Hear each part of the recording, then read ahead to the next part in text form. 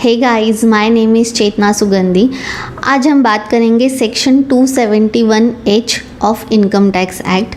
Actually budget आया है जो 23 जुलाई 2024 को बजट जो कि एप्लीकेबल होगा 1 अप्रैल 25 से। उसमें काफ़ी सारे चेंजेस हुए हैं इनकम टैक्स में, capital gain, GST and all. तो आज हम उसी का एक पार्ट है सेक्शन 271H, उसके बारे में बात करेंगे। सो विदाउट वेस्टिंग टाइम चलिए स्टार्ट करते हैं। वीडियो स्टार्ट करने के पहले एक छोटा सा अपडेट, ये है हमारी वेबसाइट जहाँ पे हमने कोर्सेज़ को लॉन्च किया है। तो अगर आप इस वेबसाइट को विज़िट करते हो तो आप यहाँ पे हमारा कोर्स देख सकते हो जो कि है बिकम कॉर्पोरेट अकाउंटेंट, जिसमें कि हमने काफ़ी सारे टॉपिक्स को कवर किया है। ऑलमोस्ट 200+ टॉपिक्स को मैंने इसमें कवर किया है, starting from tally to finalisation. जो नए नए अपडेट्स आ रहे हैं, जो भी जीएसटी में हो रहा है, इनकम टैक्स रिटर्न कैसे फाइल करना है, एआईएस टीआईएस का क्या रोल होता है, जीएसटी में आईटीसी को कैसे क्लेम किया जाता है, उसका कैलकुलेशन कैसे होता है, जीएसटीआर 1 कैसे फाइल करना है, अभी जो नया अपडेट आया 1A उसे कैसे करना है। तो ऐसे काफ़ी सारे टॉपिक्स को हमने कवर किया है। आप इस वेबसाइट पे विजिट करके उस कोर्स के बारे में प्रॉपर तरीके से आप डिटेल्स देख सकते हो। एंड अगर अभी तक आपने एनरोल नहीं किया है तो आप उसे एनरोल भी कर सकते हो। तो चलिए स्टार्ट करते हैं आज के वीडियो के लिए। तो यस, सेक्शन 271H। अब first of all section 271H क्या बोलता है? तो ये जो सेक्शन है ये हमें क्या बताता है कि अगर tax payer fails to file TDS returns और TCS returns on time, then he needs to pay the penalty और fine ranging from 10,000 to 1 lakh. Yes, अगर एक्चुअली जो 1 लाख की पेनल्टी है उसका कुछ अलग केस है जो कि हम आगे थोड़ा सा डिस्कस करेंगे, बट अभी हम समझ लेते हैं एग्जैक्टली सेक्शन 271H क्या है। तो अगर आप डिडक्टर हो एंड आपको किसी का TDS डिडक्ट करना बनता है या TCS डिडक्ट करना बनता है एंड आपने वो डिडक्ट भी किया है, लेकिन आपने टाइमली अगर रिटर्न्स फाइल नहीं किए हैं, तो आपको अंडर सेक्शन 271H मिनिमम 10,000 से लेके मैक्सिमम 1 लाख तक पेनल्टी आ सकती है। 1 लाख का जो पेनल्टी है उसका थोड़ा सा एक अलग कंसेप्ट है जो कि हम आगे डिस्कस करेंगे, तो इसीलिए वीडियो को एंड तक ज़रूर देखें। अब इस सेक्शन को समझने के लिए फ़र्स्ट ऑफ ऑल हमें चेक करना होगा कि एग्जैक्टली ड्यू डेट क्या होती है TDS रिटर्न फाइलिंग की। तो चलिए देखते हैं। जैसे कि अभी फिनेंशियल ईयर चल रहा है 24-25, तो मैं उसी का एग्जाम्पल बताती हूँ। जैसे कि Q1 होता है अप्रैल से लेके जून तक, दैट मीन्स 1 अप्रैल से लेके 30 जून तक हमारा Q1 होता है, जिसकी की ड्यू डेट होती है रिटर्न फाइलिंग की, TDS रिटर्न फाइलिंग की 31 जुलाई एंड TCS रिटर्न फाइलिंग की 15 जुलाई। Q2 हमारा होता है जुलाई, अगस्त, सितंबर Q2, तो उसका जो लास्ट डेट है 30 सितंबर, बट TDS रिटर्न की जो डेट होती है वो होती है 31 अक्टूबर एंड TCS की 15 अक्टूबर। Q3 हमारा होता है 31 दिसंबर को एंड होता है, उसकी जो ड्यू डेट होती है रिटर्न फाइलिंग की वो होती है 31 जैन एंड इसकी 15 जैन। सॉरी, यहाँ पे 14 आ गया है, ये होगा 15। ओके, बिकॉज हम 24-25 की बात करें तो यहाँ पे 25 होगा, 31 जैन 25 होगा। Q4 हमारा एंड होता है 31 मार्च 25 को एंड होगा, उसकी जो ड्यू डेट होगी वो मई 25 होगी एंड TCS की 15 मई 25 होगी। तो ये होती है ड्यू डेट्स। अब अगर हम इस ड्यू डेट के भी लेट करते हैं तो हमें पेनल्टी आती है एंड इंटरेस्ट भी आता है। तो अगर हम लेट फाइलिंग करते हैं TDS या TCS रिटर्न, मीन्स हमने डिडक्शन तो कर लिया लेकिन हमने रिटर्न ही नहीं किए, बिकॉज ये भी काफ़ी सारे केसेस में हमने भी ये देखा है कि TDS तो हम सामने पार्टी को कम पेमेंट करना पड़े, इसीलिए उस समय तो जो डिडक्टर होते हैं वो डिडक्टी का TDS डिडक्ट करते हैं, लेकिन ऑन टाइम उसे पेमेंट नहीं करते एंड पेमेंट नहीं है इसीलिए रिटर्न्स भी नहीं करते। फॉर एग्जाम्पल, अब जैसे TDS है वो हर महीने हमें पे करना होता है, every month 7th of means अभी अगर मंथ अगस्त ख़त्म हुआ है तो मुझे अगस्त मंथ के जितने भी डिडक्ट है उनका जो TDS है वो डिडक्ट करना है एंड उसे बिफोर 7 सितंबर मुझे वो पे करना है। तो हर महीने की 7 तारीख के पहले आपको प्रीवियस मंथ का पेमेंट करना होता है, बट काफ़ी लोग वो नहीं करते हैं एंड इसीलिए वो TDS के रिटर्न्स भी नहीं करते एंड काफ़ी बार देखा गया है Q1, Q2, Q3 returns file नहीं होते, सीधा पूरे साल का एंट्री Q4 में होता है। एक्चुअली वो भी केस सही है, उसमें भी कोई इशू नहीं है, लेकिन एटलीस्ट ऑन टाइम वो होना चाहिए। तो अगर लेट फाइलिंग होती है तो उसकी जो पेनल्टी होती है वो 200 पर डे के हिसाब से बाय डिफ़ॉल्ट वो आती है, तो जितना डेज़ आप डिले करोगे उतना आपको पेनल्टीज़ आएगी। अगर हमने वो फाइल ही नहीं की है, दैट मीन्स मैंने ना डिडक्ट किया ना मैंने फाइलिंग किया, या फिर मैंने डिडक्ट तो किया लेकिन ना टैक्स का पेमेंट किया ना ही मैंने फाइलिंग की, तो उस केस में जो पेनल्टीज़ होती है वो होती है 10,000 एंड वो मैक्सिमम आपकी 1 लाख तक जा सकती है।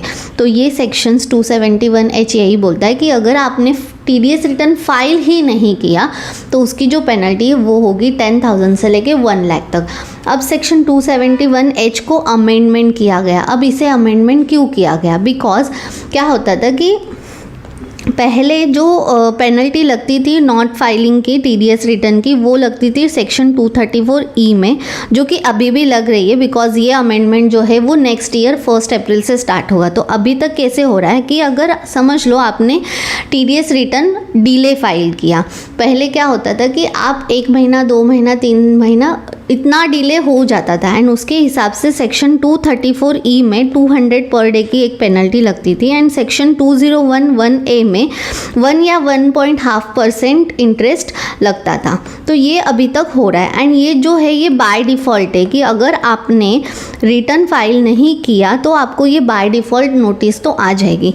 बट सेक्शन 271H ये जो है ये एक्चुअली पावर है AO की। AO मीन्स असेसिंग ऑफिसर की, एंड जनरली जो AO होते हैं वो 271H की पेनल्टी नहीं लगाते हैं क्योंकि ये उनकी पावर है एंड इसकी जो पेनल्टी है वो 1 लाख तक है। एंड अभी जो बजट आया उसमें स्ट्रिक्टली कहा गया है कि अगर किसी ने TDS return on time file नहीं किया तो ये वाली जो 271H की जो पेनल्टी है ये भी अब हो जाएगी बाय डिफ़ॉल्ट। तो ये हर एक रैंडम केस, हर एक नेक्स्ट केस में हमें ये देखने मिलेगा कि मोस्ट ऑफ द क्लाइंट्स है जो कि TDS डिडक्ट कर रहे बट ना ही पेमेंट कर रहे ना ही रिटर्न्स कर रहे, तो उसको ये वाली जो पेनल्टी है वो आ सकती है।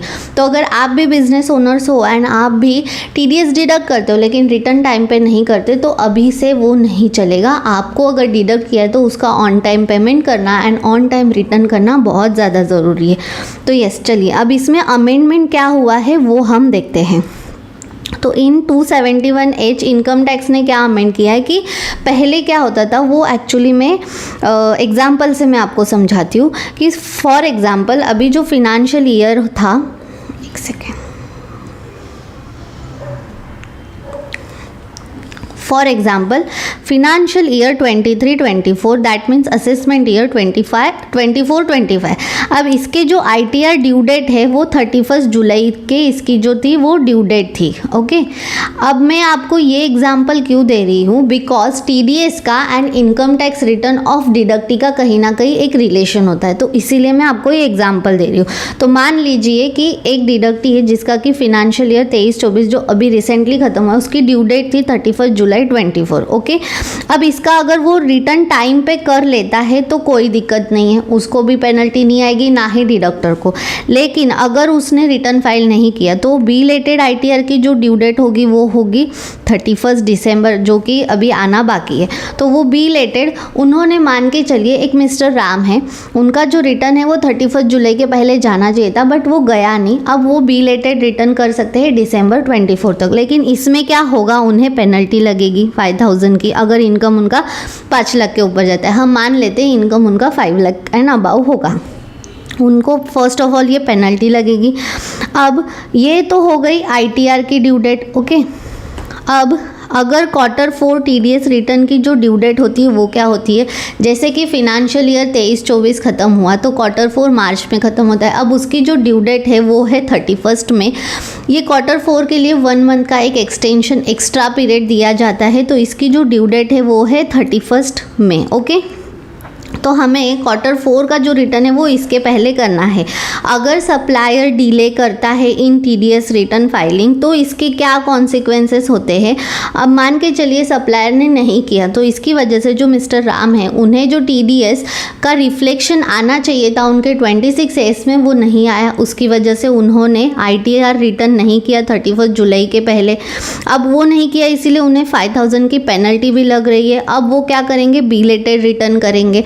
अब मान के चलिए उन्हें बिलेटेड रिटर्न में भी उसका इम्पैक्ट नहीं आ रहा है, तो कहीं ना कहीं डिडक्टी का ये एक नुकसान हो रहा था कि अगर डिडक्टर टीडीएस डिडक्ट करने के बावजूद उनका रिटर्न्स अगर टाइम पे फाइल नहीं करते हैं टीडीएस के रिटर्न, तो उसकी वजह से डिडक्टी के इनकम टैक्स रिटर्न में मिसमैच के जो केसेस थे वो बहुत ज़्यादा बढ़ रहे थे।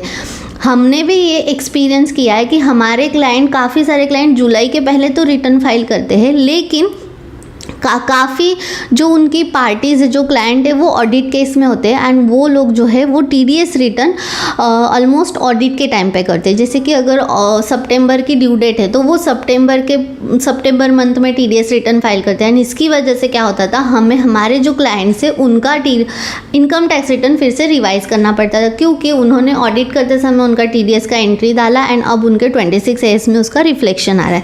तो ये सब बहुत लेंदी प्रोसेस हो रहा था एंड ये जो केसेस है ये बहुत ज़्यादा बढ़ रहे थे। इसीलिए गवर्नमेंट ने इस बजट में सेक्शन 271H को और ज़्यादा स्ट्रिक्ट कर दिया।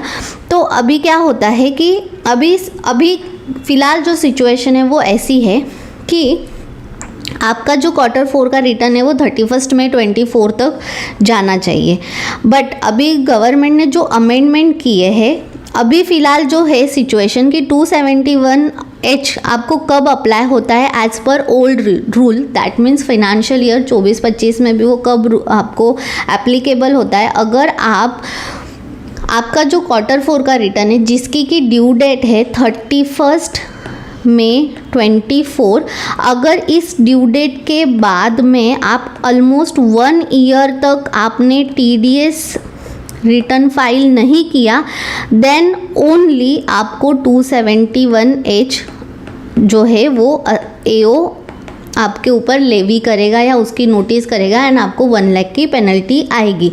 दैट मीन्स फाइनेंशियल ईयर 23-24 की जो टीडीएस रिटर्न की जो फाइनल लेवल की जो ड्यू डेट होती है वो है 31 मई 25।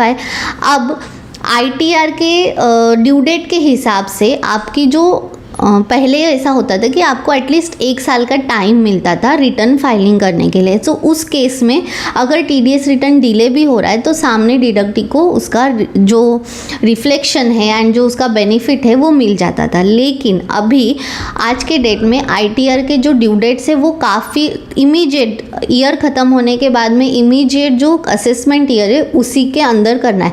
ज़्यादा से ज़्यादा आप बिलेटेड रिटर्न कर सकते हो दिसंबर तक, लेकिन उसके बाद आप नहीं कर सकते।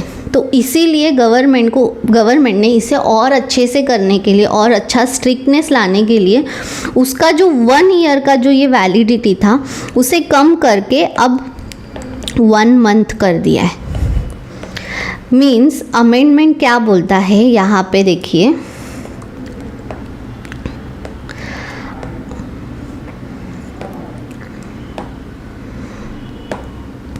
amendment in section 271H of the Income Tax Act, in subsection 3 the words 1 year, the words 1 month shall be substituted with effect from first day of April 25. That means जैसे कि फाइनेंशियल ईयर 23-24 के Q4 की जो due date है वो है 31 मई 24। अब इसकी जो फाइनल 271H इसका जो लेवी होने वाला था वो होने वाला था 31 मई 25 के बाद में, ओके। लेकिन ड्यू टू दिस अमेंडमेंट ये जो डेट है ये अब चेंज हो गई है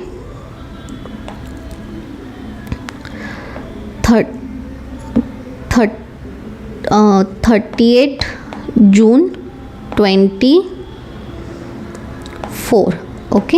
हाँ, मैं अभी आपको एग्जांपल दे रही हूँ फाइनेंशियल ईयर 23-24 का, लेकिन ये जो एप्लीकेबल होगा ये 1 अप्रैल 25 से, दैट मीन्स फाइनेंशियल ईयर 25-26 में ये अप्लाई होगा नेक्स्ट ईयर। तो अगर इस केस में भी अगर हम देखें फाइनेंशियल ईयर 25-26 में भी अगर हम देखें, दैट मीन्स फाइनेंशियल ईयर 25-26 इसका जो Q4 होगा यानी कि उसकी जो ड्यू डेट होगी वो होगी 31 मई 27। अब एज पर सेक्शन 271H उसको कब एप्लीकेबल होगा, तो क्योंकि इसकी जो ये फाइनल डेट है, ओके, 31 मई 27। अब ध्यान से सुनिए बिकॉज ये थोड़ा सा टेक्निकल है, ड्यू डेट एंड डेट को लेके कन्फ्यूजन आ सकता है। अब अगर इसकी जो फाइनल डेट है वो है 31 मई 27, अब 271H कब अप्लाई होगा उनके ऊपर, कब अप्लाई होगा? अगर उन्होंने 31 मई के पहले रिटर्न कर दिए तो कोई दिक्कत नहीं, लेकिन उनकी जो फाइनल डेट होगी वो होगी 38 जून 27। अगर इसके पहले तक वो अगर TDS रिटर्न नहीं करते हैं तो उन्हें AO जो है वो ये सेक्शन 271H के अंडर 1 लाख की जो है वो पेनल्टी लगा सकता है। अब इसमें और एक इम्पॉर्टेंट पॉइंट है, जो 271H है ना, इसमें ना देखो आप वर्ड अच्छे से देखो, मे यूज़ किया है, शाल यूज़ किया है, शाल बी है, दैट मीन्स ये मैंडेटरी नहीं है, ये मैंडेटरी नहीं है। This is the power of AO कि अगर असेसिंग ऑफिसर चाहे तो वो लगा सकते हैं, अदरवाइज नहीं लगा सकते। अभी तक के केसेस में ऐसा देखा गया है कि वो नहीं लगाते हैं बिकॉज अभी जो टेन्योर था वो 1 ईयर का था, लेकिन ड्यू टू दिस अमेंडमेंट जो टेन्योर है वो 1 लाख का हो गया, इसीलिए देयर इज़ चांसेस 90% चांसेस कि AO वो लगा भी सकते हैं।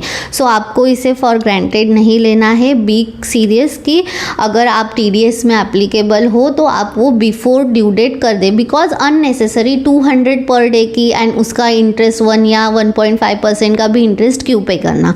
तो ये मैंने एक एग्जाम्पल के थ्रू आपको समझाया है, आई होप आपको समझा होगा।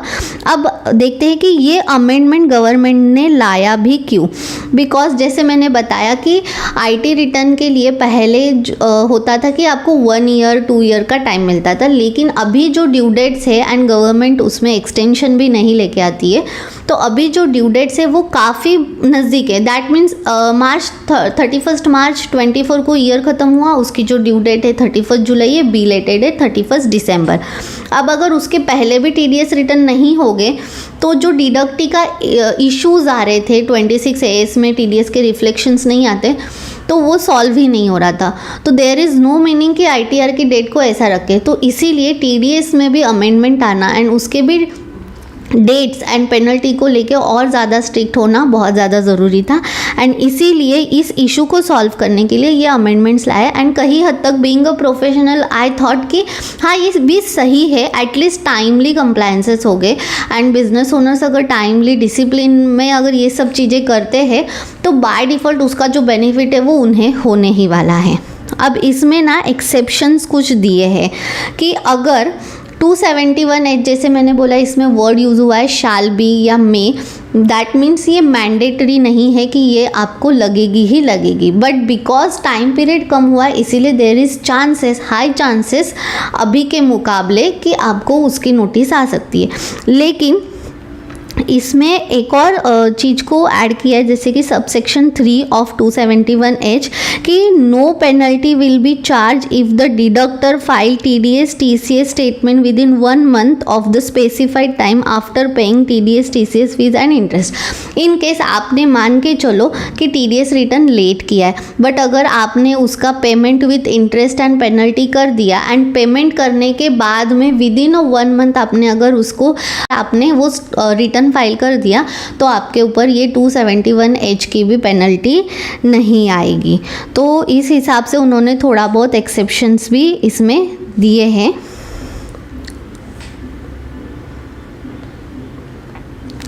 तो इस हिसाब से जो सेक्शन 271H है ये अमेंड भी हुआ है एंड इसकी जो पेनल्टीज़ है ये भी अभी लगने वाली है।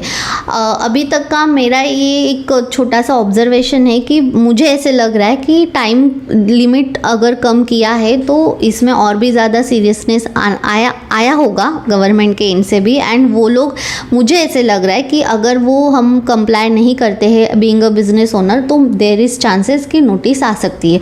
सो इसी ईयर से हमें उसकी प्रैक्टिस डालनी चाहिए कि अगर हम TDS किसी का डिडक्ट करें तो उसे टाइमली पेमेंट करें एंड उसका टाइमली रिटर्न भी जाना चाहिए, जो कि मैंने ड्यू डेट दे दी है। अगर आपको ये वीडियो अच्छा लगे देन हमारे चैनल को प्लीज़ सब्सक्राइब करें। हम जब भी कोई नया वीडियोज़ उसमें अपडेट करें तो आपको उसका नोटिफिकेशन मिल सके।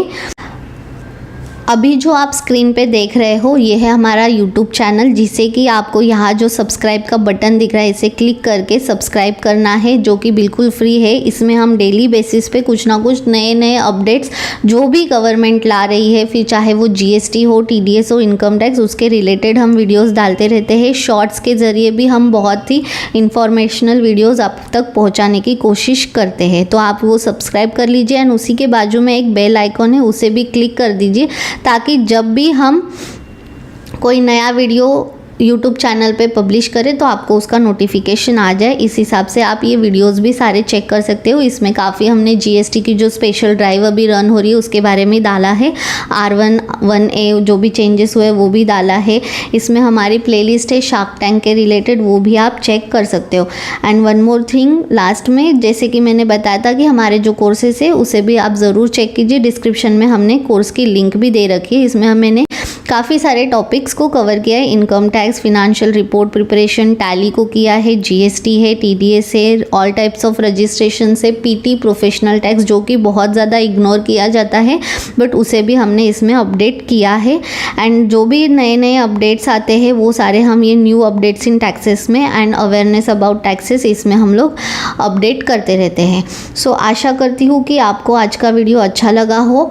अगर वीडियो अच्छा लगे तो चैनल को ज़रूर सब्सक्राइब करें एंड इंस्टा पे हमारा पेज है, उस पर भी हम informational videos and shorts and reels डालते रहते हैं। तो हमारे इंस्टा के पेज को भी ज़रूर फॉलो करें। तब तक के लिए खुश रहिए, हंसते रहिए। नमस्ते।